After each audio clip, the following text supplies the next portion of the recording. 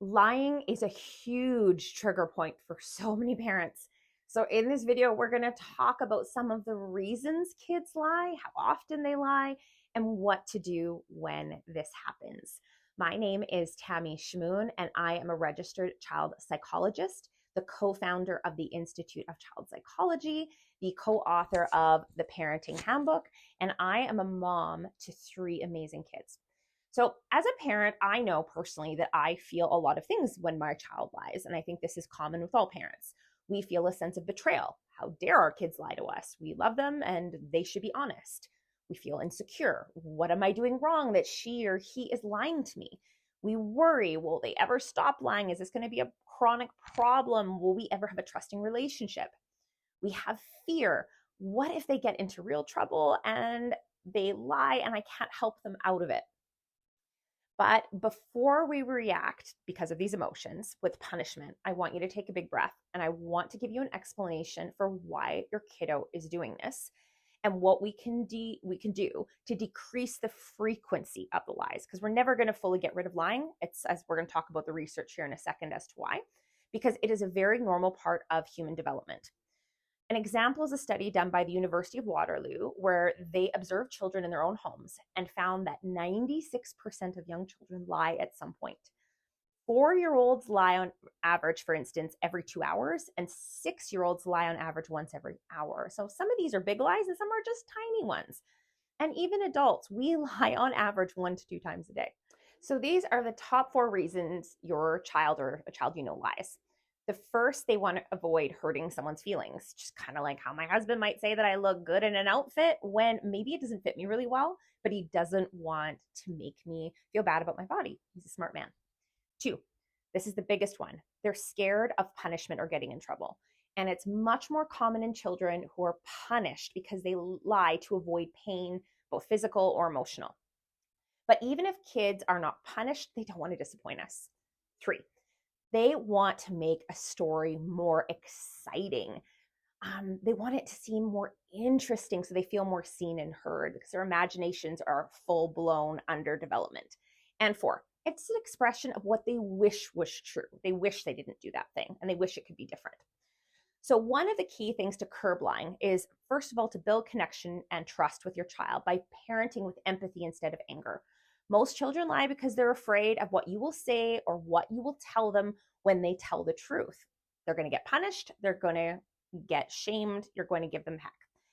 Now, a young child may even get confused about why they're being punished. Just think about this. If a child tells the truth that they broke the TV remote, for example, the child gets a punishment. So it's a logical conclusion that they are being punished for the act of telling the truth, not the original offense. Now, it doesn't mean we don't have discipline. We're going to talk about that, so bear with me here. So instead of jumping to, don't lie, why are you lying? We don't lie in this house, or sending them to the room or taking away their favorite thing, we're going to try this instead. So look at this example. Let's say you ask your 4-year-old to wash their hands before dinner, and you ask them, did you wash your hands? And you know they didn't, but they say yes. Don't ask, tell. Say, I see your hands are dry. 2, recognize their wish. I know you wish you had washed your hands. 3, stick to your limits. I know you wish you'd washed your hands, but they are still dry. Let's get those germs off. So it becomes a subtle call out on what they did without being reactive. Here's some other things you can try saying. Say your daughter spilled something and you saw them do it, but they deny adamantly that they didn't do it, or they blame it on their brother or sister. You might say, I think you're telling me this because you don't want to get in trouble. Let's try that again. And I promise you, you won't get in trouble. Or you could say, that doesn't quite sound right to me. I want you to be honest. Can you try that again? Last one I can think of. You aren't in trouble. I love you regardless. You were in a tricky situation. Let's figure this out together. But you might say, Tammy, there needs to be a consequence for the action they took before the lie happened. And that's absolutely fair. But what we want to avoid is making a child feeling any shame or them feeling scared of us. Like, we can put a little bit of guilt on there because they didn't make a great choice, but we don't want to make them feel like they're bad kids. So discipline, what we know, means to teach, not to punish. And what we want our kids to do is to repair when they've made a mistake, to make amends. So I almost always recommend the strategy of making it right. So you made a mistake. How are you going to fix this? You know the rule in our family and you didn't follow the rule. You need to make this right. I prefer to put it in my child's court when they're about 6 or 7 years of age, but before that, when they're toddlers and preschoolers, we may need to just hit that rule home, that guideline that they need to make it right. So we may just need to highlight that, you made a mess, you have to clean it up because that's how we make it right. So we're kind of instilling that at a young age.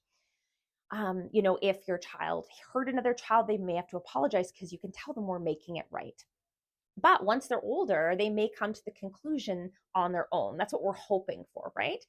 So an example would be making it right with a teenager is they come home late, they broke curfew, so next time they have to come in the next day, they come in an hour earlier, or your child has to use their allowance to pay for something, or they, like I said, they make a mess, they clean it up. What is really important here is we're utilizing something called a logical consequence, where that the result of their action has something that's related to it. So meaning, like if your child sneaks a device, the logical consequence would be the device is removed. We don't remove the device if they didn't clean up their toys. Like that has nothing to do with it. So I really want you to think about using a logical consequence, but hopefully putting the ball in their court as soon as we can. So about grade school age, where you say, you made a mistake, the rules in our house, you have to fix this. How do you want to fix this? And this is really going to engage their cortical brain, their prefrontal cortex, to start to solve problems. And we're making them accountable, and it's much more genuine, and they're going to learn more if it comes from them. So that's a really important part of this. If you found this to be helpful, I'm really hoping you did, please subscribe to this channel where we update videos every single week, whether it's parenting tips, if you've got a kiddo with anxiety or ADHD. My business partner, Tanya Johnson, who's also a child psychologist, we also host the Child Psych podcast. So the Child Psych podcast brings to you the top parenting and mental health experts in the world, where we interview them and you get to understand how to, respond to kids who are struggling. You learn about the latest research, learn about some of the books they've written.